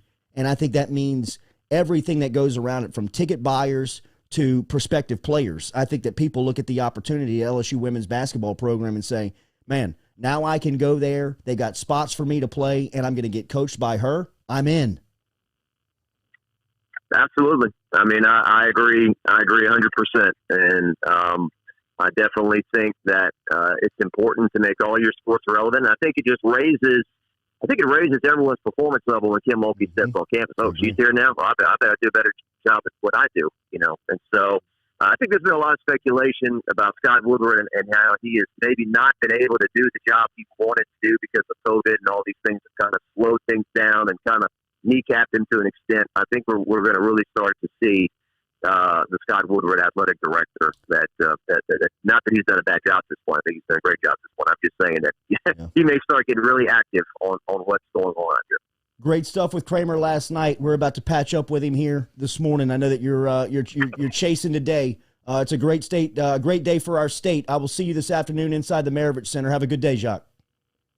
All right, man. Thanks for having me. All right, buddy. Appreciate it. Later, man. There is Jacques Doucet checking in from WAFB this morning as he's chasing planes here on this Monday morning as Kim Mulkey is set to land here in Baton Rouge. She'll have her inaugural press conference this evening at the Maravich Center. Which should be live as they have invited students and fans out to the Maravich Center for the press conference this afternoon. You know what type of energy she's going to have when she walks into there. You know she's going to be dripped out. You know she's going to be swaggy. And, I mean, it's going to be a purple and gold suit. When did we get to Billboard? I would think a month, right? Oh, no. Oh, these things get turned around quickly in Baton Rouge. A digital billboard. It's up now. Yeah, it'll be up on your drive over there. Yeah, I mean, I would imagine that there's probably something up today. I wonder how quickly that outfit got turned around, though. She didn't have not a lot of purple and gold, unless it was already in the closet. You think she was this was something. I think that the book will show 25 years from now that this deal had really been talked about, if not done, for a while before she was actually presented today. I think that this is something that, possibly with Woodward's pride in the state and his relationships, that he could have reached out to her a decade ago and said, hey, Coach, if I ever get back to LSU and I'm ever the man in charge, if that job's open or if I got a chance to make a choice at that job, you're my girl. You're going to be the coach. And she may have given him a wink and a nod, kind of a wink and a gun, like saying, you just make that happen, Scotty. And they'll do it. And it's happened. So compliments to Scott Woodward, compliments to everybody who made this deal get done, because it is going to, it'll be impactful beyond measure. Let's see here. Patrick Kimry, Jordy, will you be streaming the presser? Yes, we need to do that. We need to do that with the, charger up with our capability. Yeah, let's get that thing going and make sure that we're live there. I kept around the whole morning. People have been asking about her daughter coming, and someone answered yes to that. So she is going to be on staff. That has not been confirmed, but you would imagine so. I mean, her daughter has been one of her right-hand assistants over the past couple of seasons. So you would imagine that she would keep that in tow, but that has not been officially ruled upon. Her brother, Kramer, is joining us in mere minutes, so we'll ask him when he stops by. We're brought to you by RMB Builders. Remember, rmbbuilders.com, rmb-builders.com is where you get in touch with Rhett Bourgeois and the crew today, whether you need a custom-made home, if you need renovations done around the house, if you need anything commercially done around the office, Rhett Bourgeois and RMB Builders can help you out there. Online at rmb-builders.com. Get in touch with Rhett and the crew today. Let us link up with Kramer Robertson here on this Monday morning, as I got to imagine this is a very exciting time for Kramer and the crew as mom is coming home. We'll dial right into him here on this Monday morning. I talked to him a little bit last night. Hey, buddy, we're live. Good morning. How are you? Morning. How you doing? I'm good, man. I'm good. I know you're heading into the ballpark this morning and going to get to work, but this has got to be a pretty cool day for you and your family, man. As we're talking to Kramer Robertson here on the Jordy Culotta Show, joining us. Just tell me about it, man. Take me to the emotion. You're an All-American shortstop at the storied LSU baseball program. Your mom is in the argument as one of the best college women's basketball coaches of all time, and now she's coming to your alma mater. How much does that mean to you? I mean, it's honestly surreal. It means so much to me. I know it means so much to her as well. Just going back home and being back a part of the great state of Louisiana, and just the fact that I had my success there and have so many great relationships and there's so many great people there. It just makes it all the sweeter. She was on our show a week and a half ago, and we asked her specifically. Really, Kramer, I got in touch with her because the news had come out about Michael Jordan presented her at the Hall of Fame. So really, I just wanted to talk about that. And in the interview, I asked her because the LSU job had just been open before that, and she went into her, her typical well thought out given answer, and then she was moved to emotion where she was starting to kind of cry, and I thought to myself, and we kind of looked around the room and thought, this is real, man. Like, she is either thinking about it or she's really wanting to come home. How much was the home aspect of coming to Louisiana? How much do you, from your point of view, was in that decision making? Yeah, I mean, as you know, my mom, she's as real as they come. She doesn't hide her emotions one way or the other. But I think that it was absolutely a big factor in this decision. It was more than just money. It was more than just being at LSU, who is the alpha of all alphas in college athletics. I think the thought of retiring at home where she grew up around the people that love her and appreciate her, I think that had more to do with it than anything. I don't care who you are, if you're Kim Mulkey or if you're Joe Blow, you want to feel loved, you want to feel appreciated, and I don't think there's a place in the country that Kim Mulkey is going to feel more appreciated and loved than in South Louisiana and across the state. How much, how exciting has this been for you and your family? What has been the conversations like back and forth over the last couple of days? I said that the book 25 years from now will prove that I believe that this deal has been done for a while now, but today they'll announce it. But what has it been like for you guys internally and just the back and forth conversations? You don't have to take me completely in, but just the excitement of this deal getting done. Yeah, we definitely talked over it for a while. She called me the day that they offered her the job, and we weighed the pros and cons for an hour or two on the phone. I'm in St. Louis right now, so I couldn't talk to her in person, but we talked about it at length, and we talked about what was holding her back and then what were the pros of going there. I would like to say now that I inherited her recruiting gene because I was pushing hard for LSU. And she knows I was biased to LSU, but I was telling her, to think logically about this. It's too good to pass up. The timing is right, and you're going back home to a community that loves you and will show up. People that don't even care about women's basketball will now care about women's basketball. Amen. Just because you were there. And so we talked that night, and then by the next morning when I called her after my workout, it seemed that her mind was already made up. And it was just difficult leaving family, friends that we have in Waco now. We've built so many great relationships there. The community embraced her and treated her like one of their own. And so that was emotional for her, and I'm sure it still is emotional for her because she built that program from nothing. And to leave it is difficult. But the timing is right. She just feels it in her heart. This is the right move where she's supposed to be. And I'm sure glad that she made this decision because I've seen firsthand how much that community embraces you, and she's a winner, man. She's going to win wherever she is. Amen.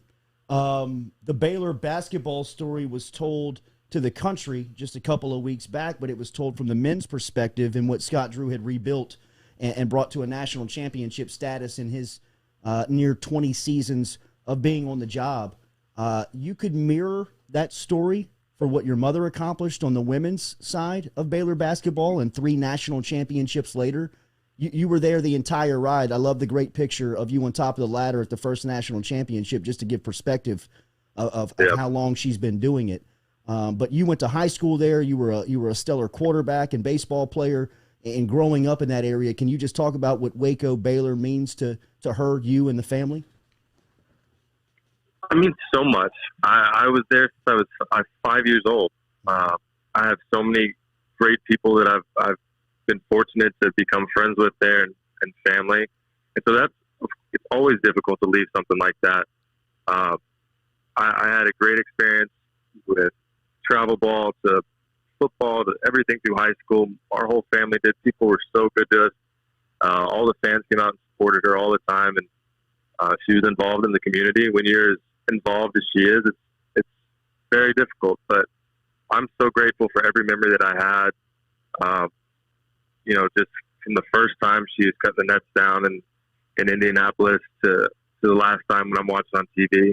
I mean, I got to experience a lot of things that 10-year-old kids don't get to experience. I got to go to the White House. I got to meet all these people. So I'm forever grateful for the people and to the Baylor University and every person that I came in contact with there, because they were so good to me, so good to my mom, my sister. So I'll never have anything but good things to say about Waco, Texas, and it'll always be home to me in my heart.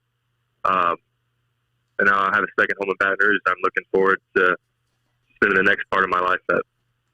Former All-American shortstop Kramer Robertson joining us here on the Jordy Culotta Show. His mother, Kim Mulkey, will be announced as the next LSU women's basketball coach this afternoon at a 5 o'clock press conference. You mentioned your sister, and Mackenzie's been sitting on her right side here for a while now. You think that will she be on staff at LSU? I don't like to speak for her, but I don't know. I think that was one of the main things that was my mom was why she was considering the job for so long. Mackenzie's been with her since she was born. She went to college there, so they've been in the same town now for 29 years. So wow. I know it'll be difficult for her if she doesn't go, because she can't just drive over 15 minutes to mom's house anymore. I know how difficult it was for me when I was leaving high school and making the decision to go out on my own and try to create my own name and my own legacy. And at 18 years old, that was one of the most difficult but rewarding decisions I ever made. So I'm not exactly sure if she and her husband are decided all the way. She's 7 months pregnant now, and obviously has Cannon, who's 2.5 and growing up. Y'all will see him at the press conference. He's a handful. He's the best. Super swaggy. Super swaggy. Oh yeah. Keep him. We keep him swaggy. I know. But I think that will be probably the most difficult thing for my mom if they decide not to come. Is not getting to see her grandkids every day like she is now. Yeah. But knowing my mom, you saw how much she was in the stands for me. She didn't miss anything that she could be at with my sporting events growing up and in college. So one way or the other, my mom will be involved in their lives and won't miss any Little League games or anything like that. Super. Speaking of the swaggy part, bro, you may be the swaggiest to come out of LSU over the last decade, and a lot of that was because of the cleats and the ode to Michael Jordan. Are you kidding me? Being in the same room with him at the Naismith Hall of Fame, with him presenting your mother on that night. I mean, how cool, how special, how big of a night is that going to be? And she told us in the interview that St. Louis, the Cardinals, allowed you the day off, so you'll be able to be there, bro. What type of pressure are you going through in your head? What J's are you going to wear that night, man? I don't even know if I honestly don't even know if I'm going to wear J's. I don't want to disrespect him. It's not. I don't know. I think we're going to put Cannon in a pair of baby J's and with his baby tucks. Yeah. But again, that just speaks to the greatness of Kim Mulkey and what she's accomplished for someone as big as Michael Jordan in the game of basketball and then just in the world. He's a prominent figure. For him to take the time and have the respect of my mom to present her and do that for her is just speaks to the success and what he thinks of her. And, I mean, me personally, he's the guy. Like, I grew up watching Space Jam. I had the Jordans when I was a kid. I wore them when I played baseball. I wore a certain pair every championship game. Like, that's my guy. So, like, the fact that I'm going to see him present my mom in person that's going to be one of the coolest moments that I've ever experienced, even if it's for my mom. That's going to be a special night. Thank you for the time this morning. I know that you're getting hit up, man. I can imagine that the text chain with the boys, the old crew's got to be blowing up over the last couple of days. Yeah, I told my roommate last night, man, I need to just put my phone down and go to bed. I'm drained. I'm just drained. It's exciting, but I forgot how draining it was to have your phone blown up like that. It's been about 4 years since I was at LSU, so my phone hadn't been ringing off the hook like that in a while. So, but it was exciting. I'm tired, but I'm looking forward to seeing what's next. I know it's going to be nothing but success, and what better place to do that than Baton Rouge? How's the journey, bro? How's your journey going right now? I know that it is relentless grind to get to the show. Where are you at in your journey right now? Yeah, relentless grind, probably an understatement. It's difficult, but there's nothing I'd rather be doing, man. I'm really close. I'm in St. Louis right now. I've been getting to work out at Busch Stadium while the big league team's on the road. I'm at our alternate site in case guys get COVID or guys go down. And then the AAA season will start May 4th. And just like I've always done, I'm going to try to control what I can control. I can't play GM. I can't make the moves myself. I'm just going to go out there and try to force their hand and play as well as I can, because that is the only thing that I can control. It is not if, it is when this man gets onto the big league and makes an impact. If you remember his days at LSU, he's one of the best to ever do it at a storied position in LSU baseball's history. Kramer Robertson stands out as his days as a All-American shortstop, and as we said, his mom, one of the best in sports, will be presented as LSU women's basketball coach this afternoon at 5 o'clock. Keep swinging, bro. We're pulling for you. We'll talk again soon. Thank you, and congratulations to you and the family. Thank you, man. Thank you for having me. I appreciate it. Always. There he is, Kramer Robertson, checking in this morning as he gives his thoughts on his mom being named the LSU women's basketball coach this afternoon. And what a great day! What a great day for our state and for the Mulkey family, as Kramer, Kim's son, Kramer Robertson, former LSU All-American, was just giving his thoughts. And I've heard really good things about where he is in his journey, man. He's about to break through, and once he gets there, he will have the staying power, because he went through this similar type of journey at LSU. Yes, if you remember, he was a guy that came in very highly touted out of the Waco area and was going to step in and possibly play that second base position next to Bregman as a freshman when Bregman was a shortstop. And the college game was a little quick for him at that point, right? I mean, it was just time of catching on. I mean, we tend to sometimes discount how impressive it is for these guys like Dylan Cruz, Alex Bregman, Milazzo, for these guys just to step in as a freshman, just step into SEC baseball and be productive. Yeah, I mean, like, forget starting. You know what I mean? Like going out there and just keeping it in balance. And it took a while for Kramer to catch, but once he caught on and really figured it out, man. I mean, he was an All-American. He was fantastic, and great leadoff guy, great guy for the locker room, and fantastic hands. And look up some of his highlights as a quarterback. Oh, really? As in high school, it'll shock you. Was a player. So we have an update out of Baton Rouge. Not out of Baton Rouge. Yes, airport photo. As of 8:26, Kim Mulkey is getting on the plane. Okay. I got a little picture. In Baton Rouge or getting off the plane? It said final stop, Baton Rouge. Kim Mulkey is headed home. So I don't think she's here yet. I think she's hopping on. She's loading up in Waco. Yep. Was McKenzie with her? No, it just has a picture of her getting on the plane. It's coming up on the screen soon. All right, man. So there you go. There was Kramer this morning talking about the last couple of days in and around his family, which was I'd love pretty to see cool. that group text. I know. The family group text. Or even the old players, like his old teammates, like asking, like, "What's the deal, bro?" Hey. Oh, there's the photo. Okay. Look at it. Tiger Jet. She's got on purple. Is this the swag that we think? I don't think that can't be announcement. That can't be announcement outfit. No That's way. That's her. Get me on there. Get me in Baton Rouge. Yeah. Yeah. You don't think somebody from Baton Rouge has called her to get her outfitted up? Absolutely. Oh, God, they better. Absolutely. But the queen is coming home. She's in the air. Kim Mulkey will be named LSU women's basketball coach this afternoon. Some other stories today that we did not touch on or that we did get to was that LSU football picked up a 5-star safety in Jacoby Mathews, another one for Ed Ogeron and the crew. Patrick Peterson is changing his number to number 7 with his new team. So Pat Pete is back in the purple and gold, and he's back wearing number 7. How cool is the man room going to look when you got the white LSU 7, you got the Minnesota Vikings 7, all with Pat Pete, as that was announced officially on Sunday. And then LSU baseball over the weekend. Tigers take 2 of 3 from Ole Miss, but on Sunday or on Saturday in Game 3, LSU just with a devastating loss, up 9-1.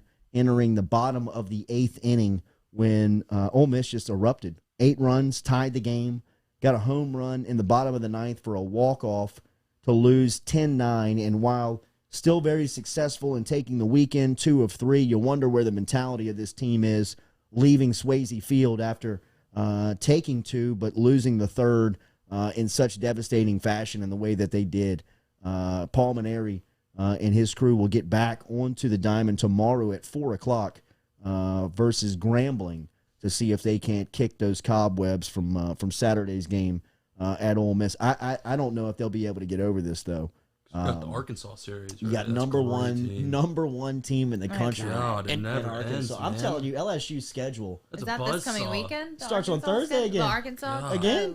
Oh. I mean, like, you can't hide. No. You I can't know. hide. And not that LSU has ever been trying to hide in conference play, but this season specifically, where it has just not added up for LSU. Every time you turn around, though they take 2 of 3 from Ole Miss over the weekend, you were still catching Ole Miss at a time where they were pissed off. I mean, they were coming off that loss to Mississippi State, and they were getting back home. So credit LSU for taking 2 of 3. I just think that the fashion that they lost game 3 will be interesting to see how they bounce back if they can. It overshadows the 2 out of 3 for It sure. definitely It does. was an It empty feels like a calorie. loss of a Yeah, weekend. it man. does.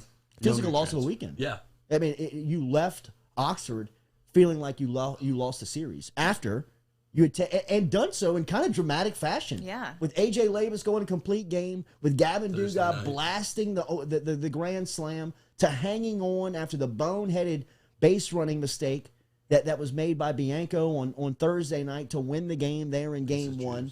I mean, there was a lot of kind of peaks and valleys that you had to overcome and get past that you did, and then to lose the way that it all went By down one, on, of course, on by Saturday. one. Oh, bro, it was brutal, brutal. And Mintz's video I thought was So good. just fantastic. I mean, it was as Ole Miss can be. We may not win every single game, but we ain't never lost a party. That's bro. It right. was I mean, they were giving you example after example this weekend. So it'll be. I don't know, man. I thought to myself when I heard that the way that thing ended. It's just a brutal way to go out, especially some when you think about bad the other way to side go, of it. bro. When you could be going into It's a bad way. to go. going into the Arkansas after having swept. Yeah. Bad way. You know, Ole Miss is not now. Ole Miss has lost. Did they get swept against Mississippi State or Yes. just? No, Or was it- Ole Miss took one. no. They Ole took Miss one. They They took took Yeah. one. They took one. So Ole Miss, it's like almost two ships passing in the night, but instead Yeah. you have that sour taste on Saturday. And then you go against. I mean, Grambling might be in trouble if that's the way that LSU wants to handle it. What Woke up happens pissed from a off. coaching Yeah. standpoint? It's now? interesting. It'll be interesting to see what happens. there I mean, I another feel Lu- like there's a lot of talk, but like, there another what- Louisiana what guy really out is there? gonna happen? Like, is it just talk? No, I don't think so. I at mean, this is point. something gonna happen? Is somebody gonna make a move? Well, I mean, it looks like Woody's making moves, man. I mean, Scott Woodward Stocking the has- cupboard with LSU. Yeah, I mean, with absolutely. Louisiana talent everywhere. But Woodward knows the pride of what LSU baseball means, and How long you has know, Paul Maneri been here? 14 years. years. That's a long 2007. time. That's a long time. That's a long time. He's the most And- active winningest head coach right now in college He is. baseball. So he has got the skins on the wall. Just you can, I mean, this is just me watching watching his body language and on television. He Yeah. looks a little checked out. He looks Yeah. like he's obviously sick with how the season's going. He but doesn't you can look tell. checked out to me. He looks like the Roy Williams, like the Like game. yeah, is that's what I'm pa- saying, the like, game is defeated. passing by. Yes, You know and he what I can mean? tell. He feels it. I was Defeated, never. I yeah. was never the biggest Roy Williams fan. Really? I wasn't never the biggest naysayer of Williams. He was just kind of a guy He that should have went won by. back to back. Yeah, he national should. championships. But he won 3. He took Kansas to a couple of national championship games. Got a really good career. Got a nice career. I mean, but it's just something that never really hit me to say or feel any particular way on Williams. I never really followed it. But the way that he went out, I thought was as classy of a way that a legendary or, when you talk about tenured Yeah. head coach can go out. How did he go out? He sat down 2 days after his team was bounced out of the tournament and looked and said into the cameras, "The game has passed me by. I'm not the guy for the job anymore." Really? There's more pride in the university. There's more than pride him. in North Carolina's basketball program, which I think is a fair comp to LSU baseball. When you think about just the status of what it carries within the sport. North Carolina has always been relevant. It's always been a blue blood. At times, they've not been as relevant as they've been, but they've always been in the discussion. A lot like LSU baseball, right? I mean, at times, they've been king of the mountain. Sometimes they've been around the mountaintop, but they've always been relevant within the sport, even when they feel like the fans have a little bit of apathy to what they have now. But the Pulmonary Roy Williams comp in that it just, hey man, it's a different game. When I started, it was like this. Now it's like that, and I don't relate. I'm just not the best person for the job. He'll always have what Lloyd talked about. He'll always be one of the most winning college baseball coaches of all time. He's a Hall of Famer. He's a national champion. He's a gold medalist. All that stuff he's got. But when you look at the product on the field, it's tough to really say that he's got a full grasp on his team, that he's got control, or he has a certain sense of respect out there. And look, man, I thought it was incredible that he got thrown out on Saturday. I mean, I've not seen that type of emotion from him in a while. So that was, at least from a just viewing standpoint, it was like, okay, wow. It was a little surprising. Yeah, like, okay, he cares to the point where you can still get thrown out of the game. And man, this seems like I'm dumping on Maneri. It seems like I'm trying to discredit. I'm really not. I really want to compliment him on what he's done up to this point, but hope that he has the wherewithal and at least the care for the program like Roy Williams did to recognize that games pass you by. I mean, it's no more evident than what the quote that we highlight that he mentioned in recruiting. Like, that is saying out loud that I don't know what I'm doing. I don't know where I'm looking. I don't know what I'm supposed to be doing. When he was asked about, why is the SEC so powerful this season? Why are all these teams so good? And he said, whether it was in jest or not, you can't, in that position, make that joke when your team is struggling, when you say, yeah, I don't know where all these guys are coming from. I don't know where these teams are getting all these players. Like, huh? What do you mean? You got a recruiting budget over $1.5 million. Facilities. I mean, you got everything that they're selling and more. That's where they're fine. Go get them. But it's just, when I watch LSU baseball, for as cool as this weekend was and taking 2 of 3 from Ole Miss, and the high points were very, very high, it still has a feel around it of you're not a big player in the conference anymore. Like, you don't have this respect level, or you don't have this production level that values or that brings in the respect that goes along with it. I think it was William Alexander who came on, and he was saying... Wilson, my bad.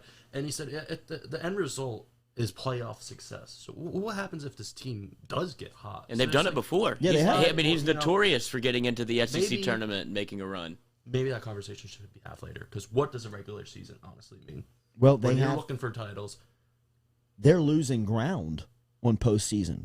Exactly. Yeah, and there's going to be a regional. I don't know. I mean, but yeah, I mean, college baseball is a sport that is you are judged on how you perform in the postseason.